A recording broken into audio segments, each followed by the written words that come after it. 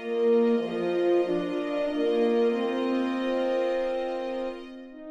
think that my most contrarian position is that enterprise is fine. It's so hated, so loathed, that just saying it's fine is the ultimate betrayal. You really make a strong case for the novel versus ability to synthesize continuity and originality. Why Star Trek and why late Star Trek? Hello, my name is David Seitz. I am Associate Professor of Cultural Geography at Harvey Mudd College in Claremont, California, and I'm the author of A Different Trek, Radical Geographies of Deep Space Nine. It is my honor and delight to be speaking today with Adam Kotsko, who is the author of Late Star Trek, The Final Frontier in the Franchise Era, which is hot off the press from University of Minnesota. Adam teaches in the Scheimer Great Book School at North Central College and is the author of many books, including Neoliberalism's Demons, On the Political Theology of Late Capital, Agamben's Philosophical Trajectory, and What is Theology? Christian Thought and Contemporary Life. Welcome, Adam. Thank you. Thank you for doing this, David. It's a privilege to talk to another Star Trek scholar. A Trekademic, as Steve Yes. Ravitch would say. So, Adam, this book has so many implications. It's a really important book, including for how we think about possibilities for creative storytelling in what you refer to as the franchise era. Now, to put things into historical perspective, media historian Shawna Kidman observes that in 2000, franchise films accounted for 25% of all studios' wide release features. In 2017, that number was 64%.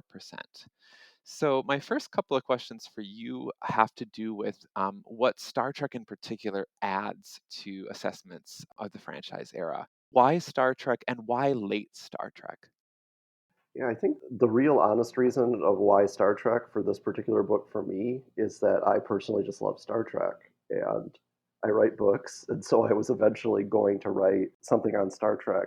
There is something about this moment that makes Star Trek especially illustrative of what's going on in our culture. This book is the inaugural volume of a series that Minnesota's putting out called Mass Markets. It's edited by Jerry Canavan and Ben Robertson. And this speaks to the desire to understand in an academic and more holistic way what's going on with our culture that these franchises are taking over. We all agreed that having Star Trek be the first volume was appropriate because Star Trek is in many ways the first franchise. It's the first property to have this kind of ongoing, open-ended stories, constantly accruing canon of real fictional events, authoritative for future installments, and that it has unfolded across multiple media, television, animation, film, novels, comic books, more recently video games, basically any genre that you can think of, like Happy Meal toys, like anything, there's been a Star Trek version of everything. Because it's the most long running franchise and one that promotes a great deal of personal loyalty from its fans. But at the same time, I think it's been a troubled franchise for most of its existence. It's been successful in the long run, but almost never in the short run. And I think that that's just a really interesting dynamic. And that's what drew me to writing this book in a kind of contrarian way about all of the Star Trek that people dislike and reject and say is like a fall away from the great, Next Generation and original series, the more authoritative, the more successful versions of Star Trek. And I thought that getting past that kind of dismissive attitude was necessary to try to understand like what is happening to Star Trek as a franchise, and how can we use that as a model for how to think through what's happening to other franchises as well. So, where does late fit into that account? I know you draw a little bit on Frederic Jameson and Anna Kornbluh. Tell us about lateness. Yeah, lateness, the term late capitalism, it's a famously failed prophecy, because capitalism seems to keep going and going and going. How do we know that it's the late period? I've heard it said that it's late in the sense of like late stage cancer, like that everything's becoming capitalism. It comes to feel as though everything is absorbed by capitalism or capitalist values are the only things that hold any sway or that kind of shape our lives. And I kind of draw an analogy to that, like this late stage of Star Trek, where it can seem like they're just putting out more and more stuff with the Star Trek name put on it so that people will be forced to buy it out of loyalty. That it's the absorption of Star Trek, which seems to have these kind of anti-capitalist and progressive values, like the absorption of Star Trek into this pure commodification. And I think in both cases we can see that this dynamic never fully succeeds. That we never become like the capitalist Borg who are just synergizing our networking or something like that. That we still have kind of this authentic humanity, that we still treasure having a space apart from capitalist values, and often most of us view that as being what is most important in life. And I think similarly that Star Trek has always resisted this kind of pure commodification, even though from like the early 70s, if you were in the market for spending money on Star Trek, you could spend all your money on Star Trek. Like from very early on, there was like this ability, this kind of cash cow aspect to it for the cult followers, and yet it's always been something more. And I think that continues to be the case now.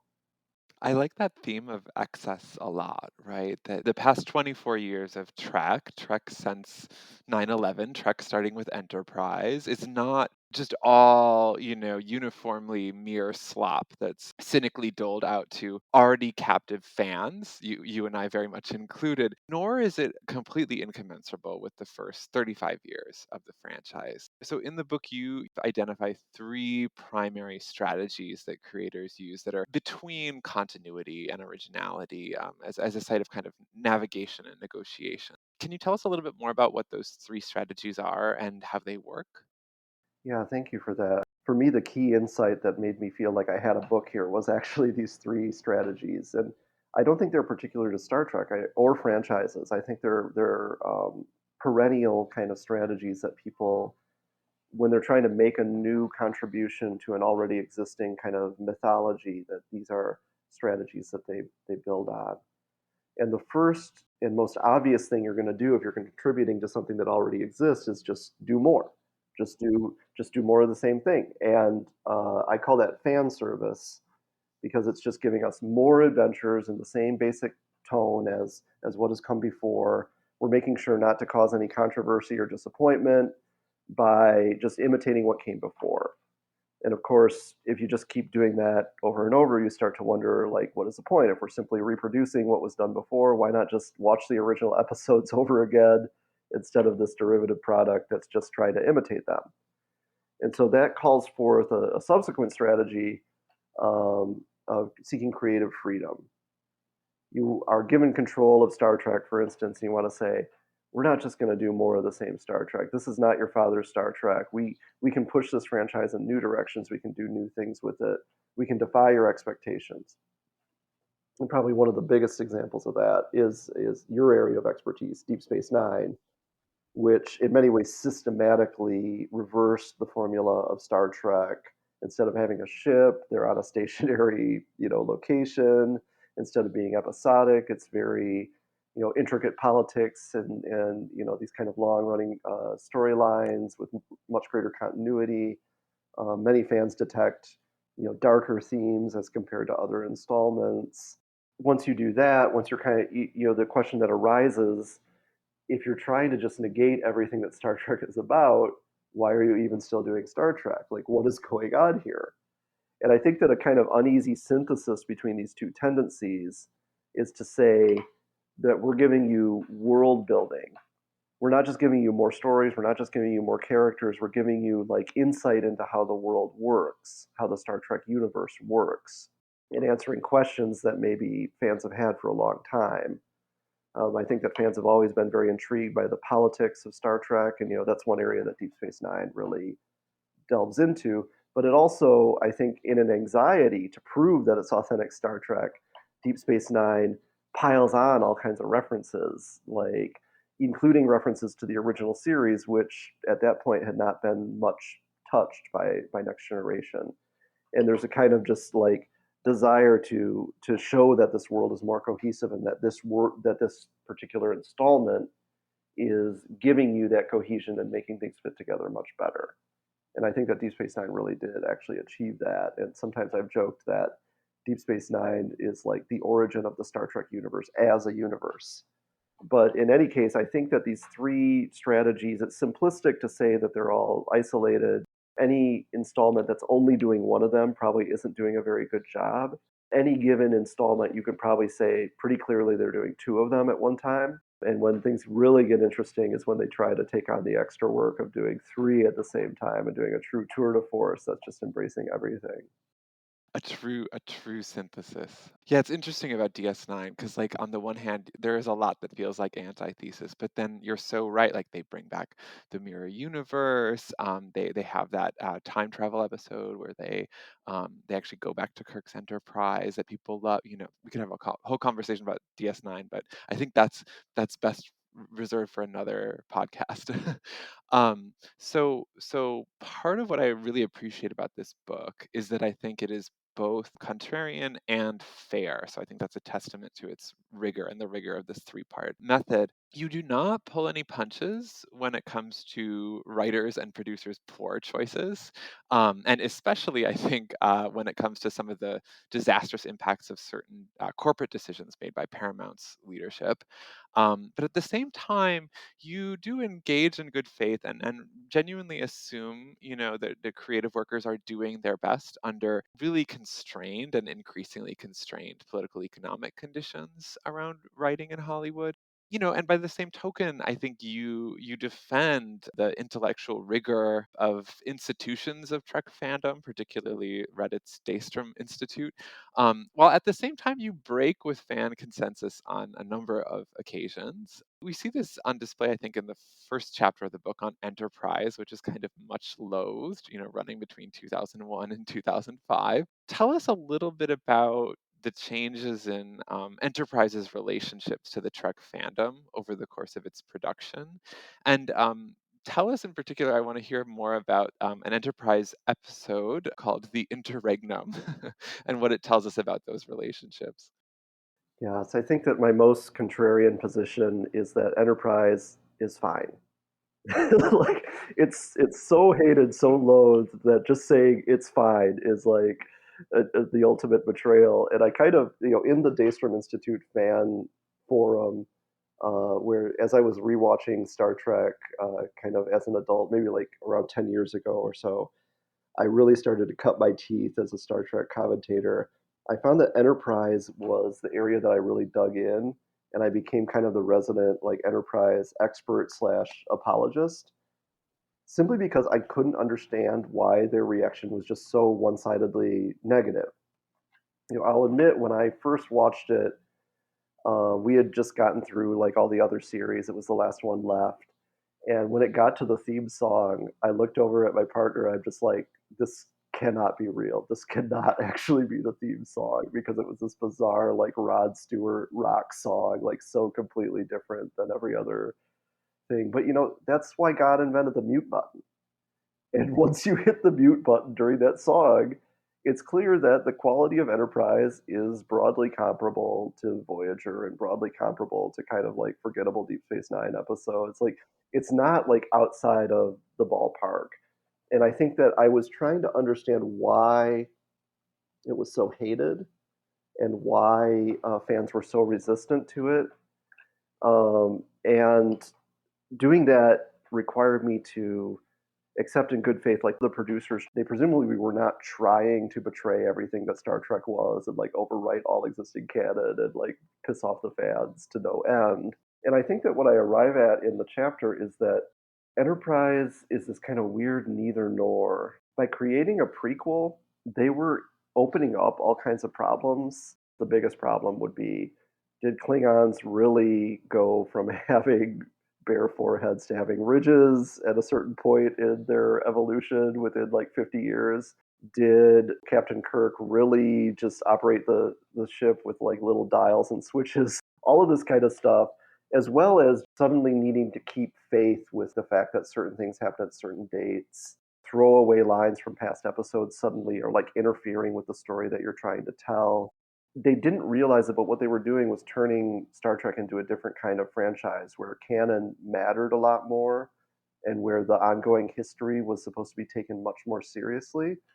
And I think that the tragedy of the show is that the producers didn't understand that that was what they were doing, and that when they were confronted with fans who kind of were taking these expectations more seriously than the producers themselves did, that they just got irritated and just kind of doubled down. Like there's one episode that I think is literally just an allegory of fans being way too picky about stupid things.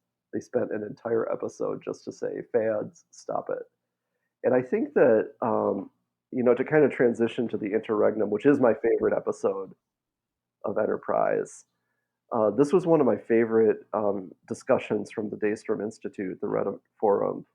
Um, I asked people because there was one story arc in Enterprise where it was a continuous arc for 26 episodes, which they had never tried to do anything like that before. And I asked them, like, what was it like to try to watch this live? Like, at week to week, how did it feel to watch for people who were watching it at that time? And one person said it was actually incredibly difficult to watch because one thing that they never talk about when talking about the success of Enterprise or the failure of Enterprise is that its time slot was constantly moving around and it was constantly getting preempted by other shows. And back in the linear TV days, that was the kiss of death because people base their TV viewing on their habits. And if you can't form a habit of watching it at a particular time, you're just not going to get into it. And so this person was sufficiently committed to figure out when it's running. And he said, though, that on the fan forums, they usually had like a forum to discuss that night's episode. And yet, on a particular night in the middle of this arc, suddenly it had been preempted unexpectedly again, unannounced. They were probably watching like WWE or something instead of Enterprise. And somebody put up a thread saying, "What do people think of tonight's episode, the interregnum?" And they just like made some like little remarks that would be applicable to almost any episode, like this character gets underplayed or something like that. The rest of the fans started like jumping in and kind of riffing on it until they had developed this entire elaborate plot. And there were haters who were saying, "Isn't this just as bad as every other episode?" There were people who were like defenders, "No, this was a cool idea," and the episode never happened. I went to great lengths to track down this thread when I was writing the book. I had to collaborate with another more technically oriented person to like get on the Wayback Machine and like dig into the innards of the HTML because it wasn't showing up or whatever. Because to me, this story shows that the fans that were watching, that did manage to figure out when to watch it, were into it and they were invested. And even if they were negatively invested, they were taking it seriously. It was like part of their lives, part of their routine, and like complaining about it was part of how they engaged in this community. And I think to just view them as a bunch of like nitpicky comic book guys like standing there with their arms crossed, I don't think that that's really what was going on at all. And I think that a more productive dialogue with the fans was possible, and it was a terrible missed opportunity. You're making me think of some of your other work on TV creeps and sociopaths because whenever my mom emails me about the latest thing Trump has said, I always say hate watching is a kind of love, mom, you know? And I think as goes with Trump goes with Enterprise. It's interesting because rightly or wrongly, I did feel that way about Enterprise when it was on the air. It was on the air when I was in high school. I do remember high school, sort of that early aughts period. It was a harder time to be a Star Trek fan. And then we Enterprise is canceled in 2005. We don't get more small screen Trek for a dozen years after that. Star Trek Nemesis, which came out in 2002, was also not so good. Roger Ebert said something like, let's face it, they're out of gas. And we didn't get another Trek film until 2009. So for you, it's in that relative vacuum that actually the novel verse thrived. And so Trek novels, remain hugely understudied. They're often dismissed as derivative, but you really challenge this assumption and really make a strong case for the novel versus ability to synthesize continuity and originality. So tell us a little bit more about like how you got into the novel verse and like what you observed about it, particularly in this period. Yeah, I mean, as I say in my book, I have never met a serious Star Trek fan who hasn't read at least a couple of the novels. Like, it's a part of the culture in a way that's like weirdly unacknowledged. Like, maybe this is embarrassing to people. It shows that you're going too far. You're like, you're not just watching a TV show. You're not nerdy enough. You have to actually read a book too. The novels were a big part of fan discussion culture, and one of them was famous for undoing the ending of Enterprise, which everybody hated. Like, they killed off a beloved character, and the whole thing was presented as a holodeck kind of simulation instead of a real episode, and it just felt like very disrespectful to the series and the actors and things like that. When they wrote a novel series that was going to continue Enterprise, the first thing they did was make sure to say, this never happened. And I was just like fascinated, and I wondered what it would look like. I was at a used bookstore. There it was. I picked it up. Lo and behold, I've probably read like 100 novels since then. Man, I can't believe I just said that out loud. I found it fascinating the way that the novels could continue the story, and especially like after TV Trek was just kind of off the air, that they felt like for all of these series, there was no longer anything that was going to like override them or contradict what they did. Like when the shows were running, and even like when the shows were all in the same like fictional time period or something like that. If you make a decision that like I don't know, Captain Picard and Dr. Crusher are finally going to get married, and then like they do a guest spot on Voyager and they're not married, like your book is invalidated, because in the hierarchy of value of franchise, like the televised and film instances always take priority over things that are secondary, like the novels. And so once they were off the air, this actually created this huge opportunity for them to start changing the status quo, to continue the stories, to like validate certain fan intuitions, such as the fact that Captain Picard and Dr. Crusher obviously should have gotten together, and they made it happen. And they could. They had this free space because they had the reasonable expectation that there was never going to be another canon installment that would contradict them. And so, starting from just a handful of novels, reopening the story of Deep Space Nine, and then they gradually folded in the other series, it created this very sprawling continuity. I display a section from this flow chart that somebody developed to tell you like the order in which you could read these novels, and it's just overwhelmingly complex. They were empowered kind of by this vacuum to develop new stories, to develop new forms of storytelling. Like they could tell longer term stories.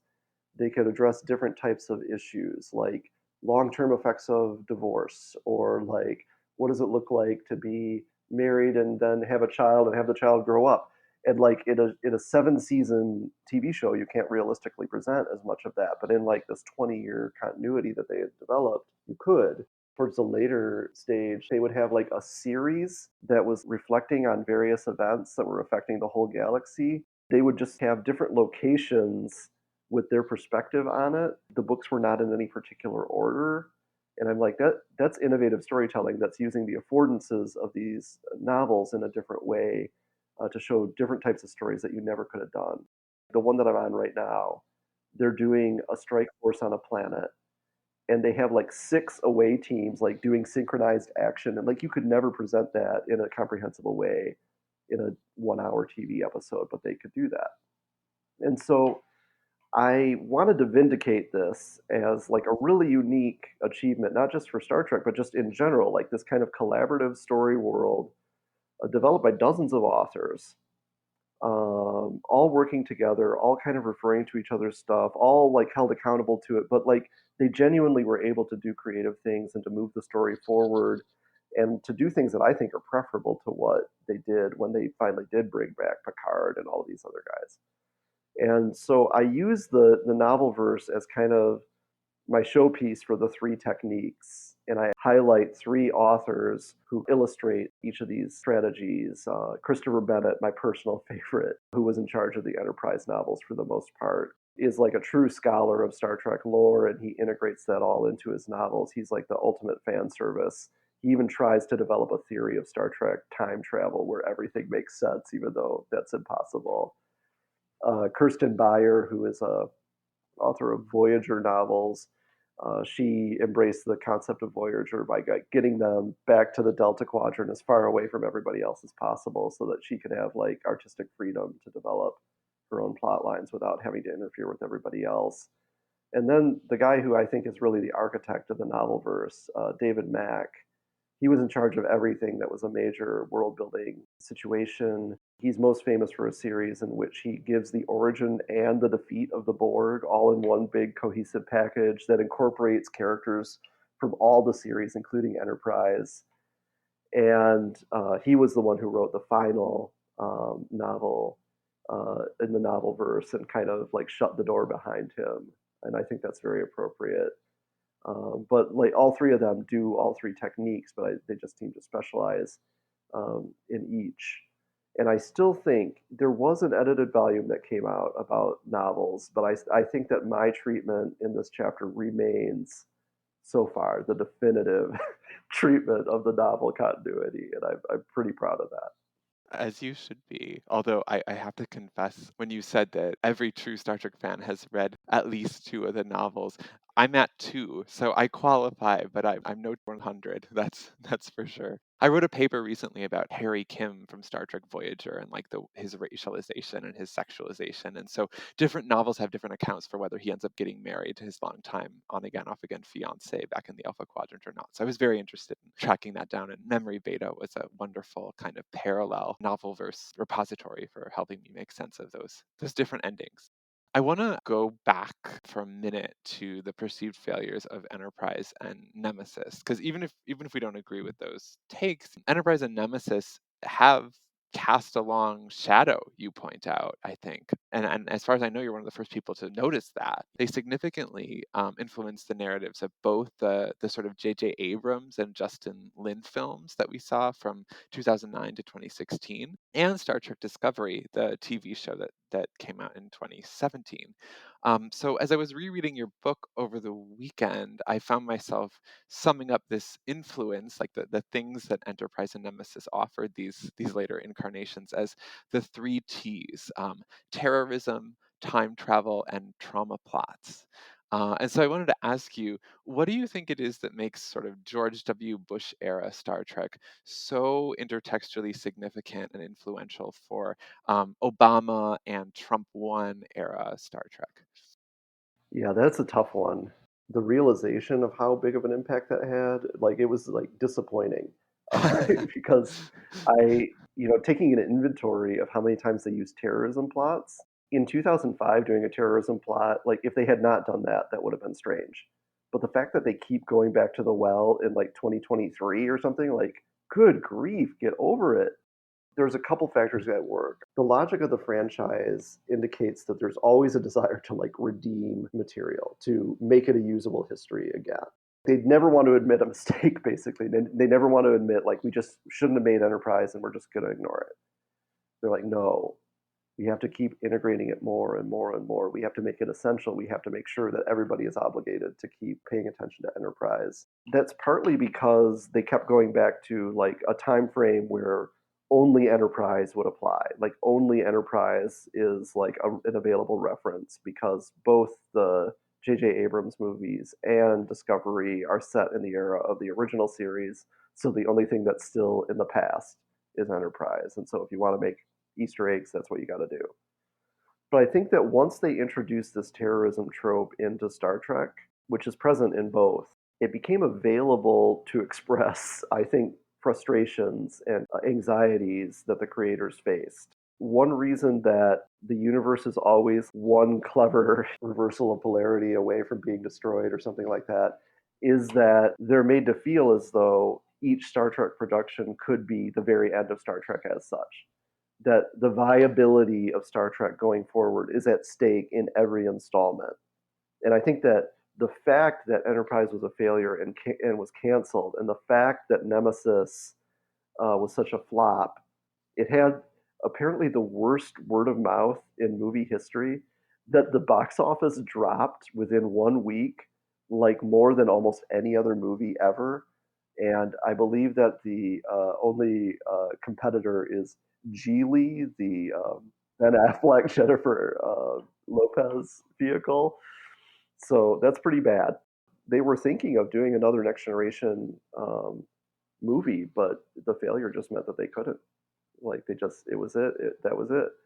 And so, like the fact that it had failed in both respects, TV and film, it just adds an impossible pressure. again, they keep coming back to this theme of like the galaxy's going to end because the galaxy might end. If this show fails, the whole thing could fail. And that goes back to the earlier theme that you were saying of taking seriously the fact that the producers and creators are hardworking people who are doing their best. Like, I think that even the creators of Enterprise were put in an impossible position. They were two dudes with no writing staff who were just supposed to churn out these long seasons, and like nobody can do that with any consistent degree of quality. And I think you can see that with the streaming thing too. We know that the conditions of labor under streaming are very exploitative and very intense, and you can see that coming out in like repeated plots across different properties and the difficulty of stringing together a cohesive plot for some of the seasons. They're really put in under like a lot of very unfair pressure in a way that previous generations of Star Trek or of TV writing in general simply were not. So despite those constraints and despite or maybe because of the persistence of these like terror and trauma plots, you actually kind of go against the grain in your favorable assessment of Discovery season 1. And so I was wondering if you could say a little bit about where Discovery season 1 succeeds, where it might be allegorically salient, and then where did Discovery go from there in your view? Yeah, I think that Discovery season one is the closest to a true like prestige level quality that Star Trek has ever attained. Not just the production values, the writing, the performances, the quality of the actors that they're able to get.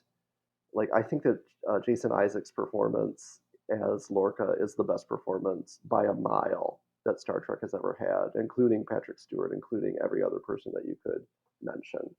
I think it does that by taking seriously the franchise concept and kind of like inhabiting this world in a different way than anybody had before.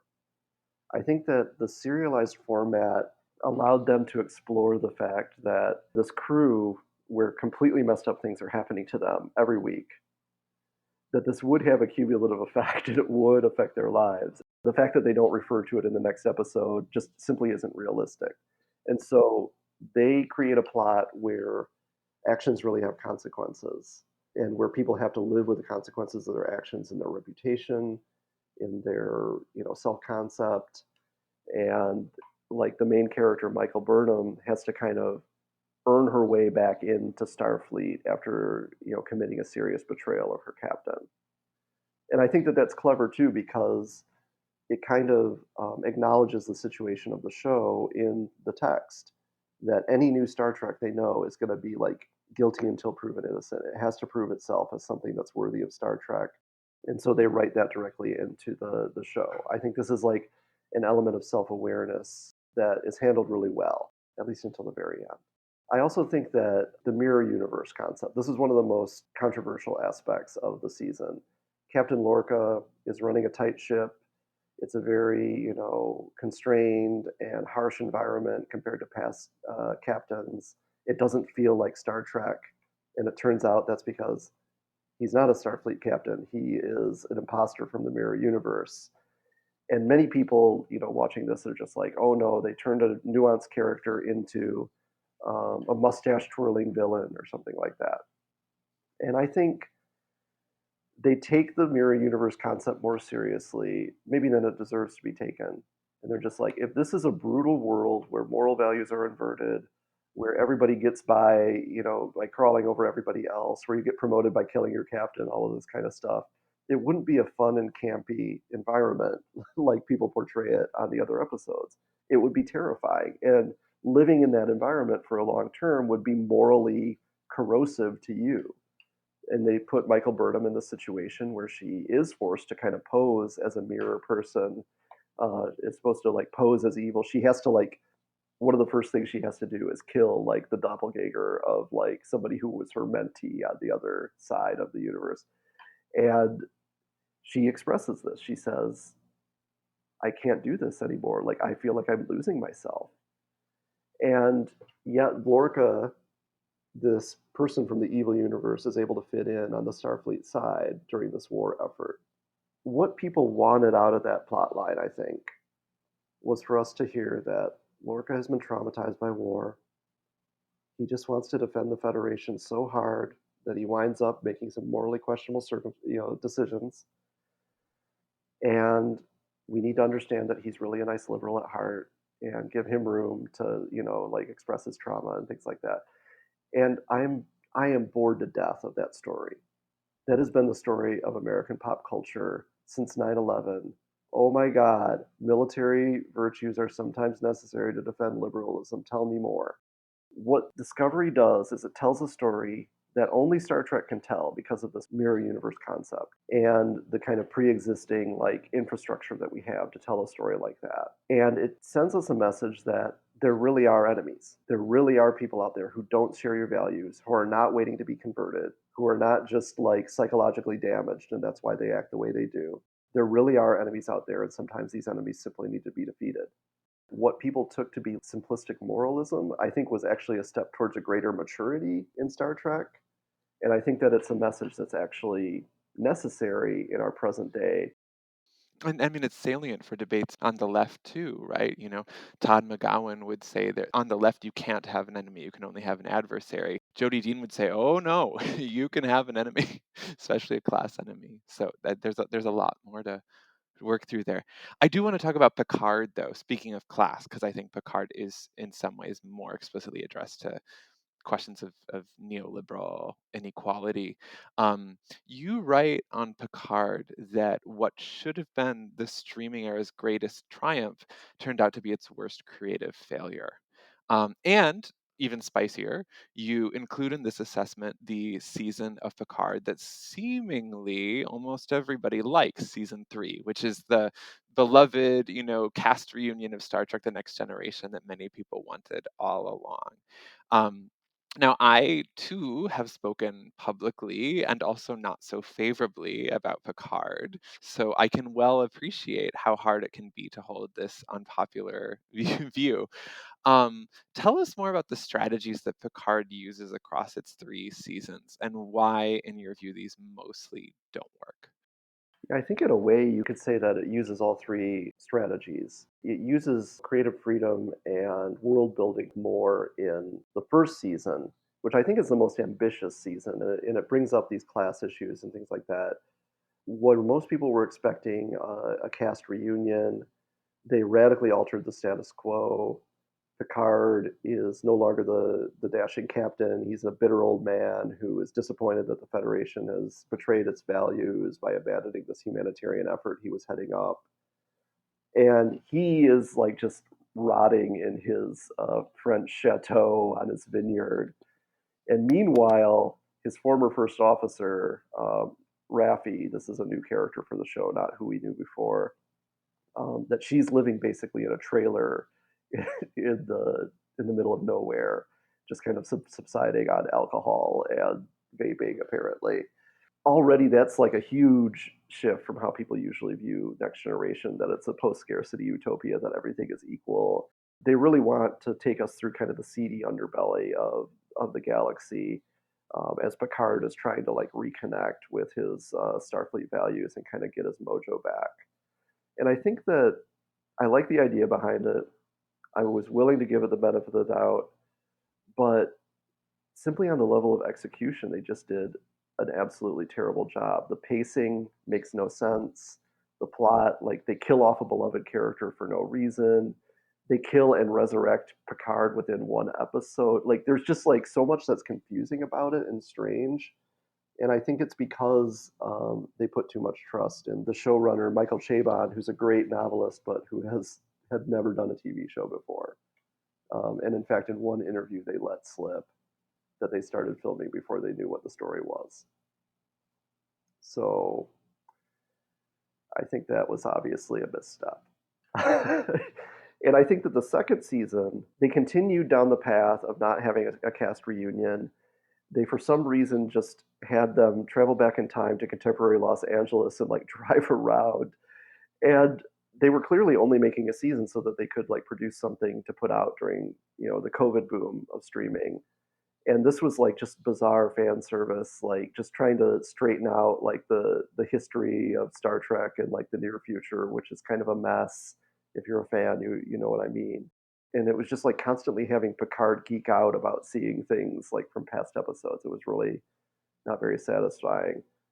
The final season, I was glad to see they finally got the band back together. I was happy to see every new character that they brought back. I was happy to see them. On that level, it was a success. But I think that in that season, there's this kind of ugly undercurrent of triumphalism because they have a plot where the evil Borg queen, who heads the cybernetically connected, collective mind of the Borg, manages to kind of inject this virus into all of the younger Starfleet officers, everybody 25 or under. They're taken over by the Borg and they start killing their superior officers, trying to attack Earth and things like this. And I just cannot understand what this is supposed to mean other than the woke mind virus. And that all of these young cadets, just like our Gen Z people, like in between like bouts of hydration, they're canceling their elders or something like that. And they make it so that only the Enterprise, headed by Captain Picard, can solve this problem. The final episode is literally called The Last Generation. And what does that refer to other than the next generation turns out to be the last generation, the only one that can do anything right? It's glib. It does world building that doesn't make any sense and hems in any future story because how are you going to do a story in this world without addressing the fact that every single young officer is traumatized by having been brainwashed and like induced to commit murder against their colleagues and things like that? Like, what story is available at that point? They booby trap the franchise all in the service of saying it was good back then and it'll never be good again. And I just think that is a bizarre waste of everybody's time and talent when they could have just given us a fun story about what these guys have been up to. It's really hard to miss the kind of the woke mind virus, kids these days kind of allegory in it, and it does feel defensive and nostalgic in all the wrong ways to me too. And that's not a popular opinion, but it's all the more important to say that, I think. Let's talk about my favorite chapter, which is more upbeat because of its objects. So this is the chapter on minor triumphs, so Prodigy, Lower Decks, and Strange New Worlds. These are programs that you say have less cataclysmic all or nothing stakes. They have more modest ambitions. They're largely not as serialized, and you're not opposed to serialization, as you point out with respect to Discovery Season 1. But you do also see virtue in the franchises, finally coming back to the episodic format, particularly in Lower Decks and Strange New Worlds, which is, you suggest part of what made the original series and the Next Generation so popular and so accessible in reruns.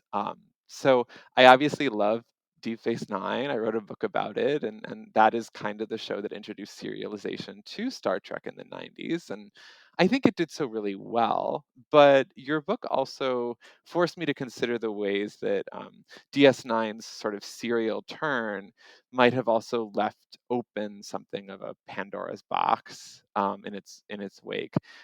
So I was persuaded, I think, by your praise for the episodic aspects of Lower Decks and Strange New Worlds. And as you point out, like more contained episodic shows can be really hard to write well, but really satisfying when they pull it off.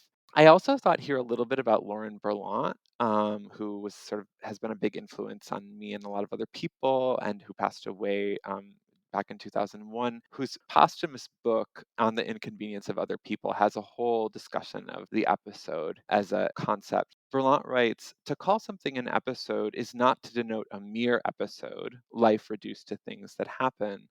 It denotes a situation that takes time, that rises and falls in intensity and consequence, that may be forgettable until it emerges later in a series.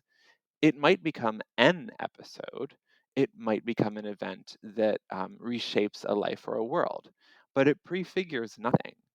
I think that's just such an interesting quote, especially in light of everything that's going on in late Star Trek with respect to prequels and with respect to like writers having the time to do their work well. So, what is it about these more episodic shows like Lower Decks and Strange New Worlds? Why do these shows, in your view, work to the extent that they do? What makes them successful? I think that it's the factors that you mentioned, like the fact that it's episodic, that the stories are more self-contained, and by their very nature, they're not as high stakes, they're not as cataclysmic. That it's not that the galaxy is at stake in everything, and I think that that goes with the fact that they're considered the second tier products. That like Strange New Worlds was kind of like created almost as a whim, based on fan demand.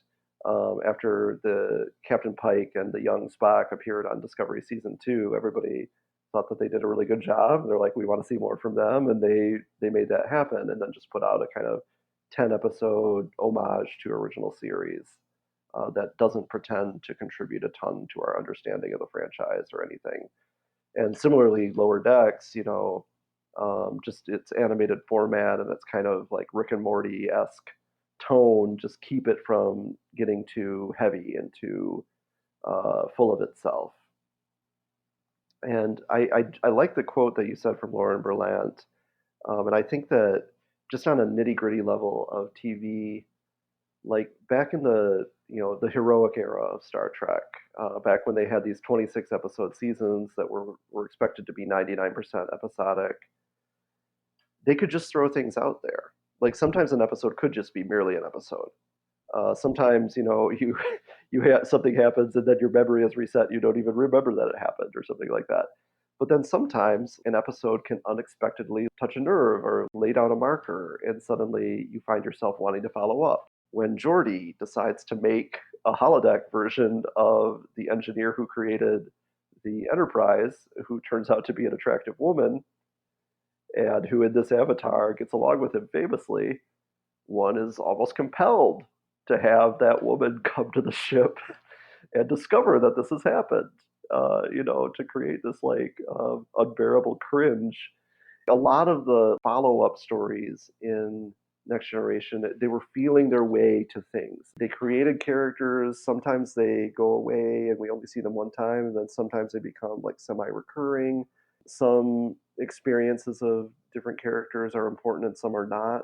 They could explore and they could figure out what would resonate instead of committing themselves to this kind of lockstep. Every single episode is going to contribute to this one overarching plot that we've committed to and staked the entire season on.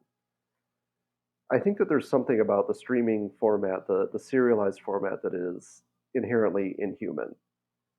Like if I had told you in 2002, I am going to show you a 10-hour movie, you would have thought it was a torture chamber. Like nobody wanted this before streaming claimed to have like this 10-hour movie format.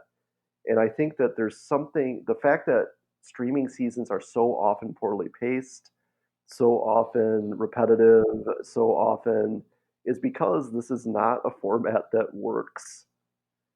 That the human mind is set up to process things in units of about a half hour or an hour, or maybe 2 hours at the limit.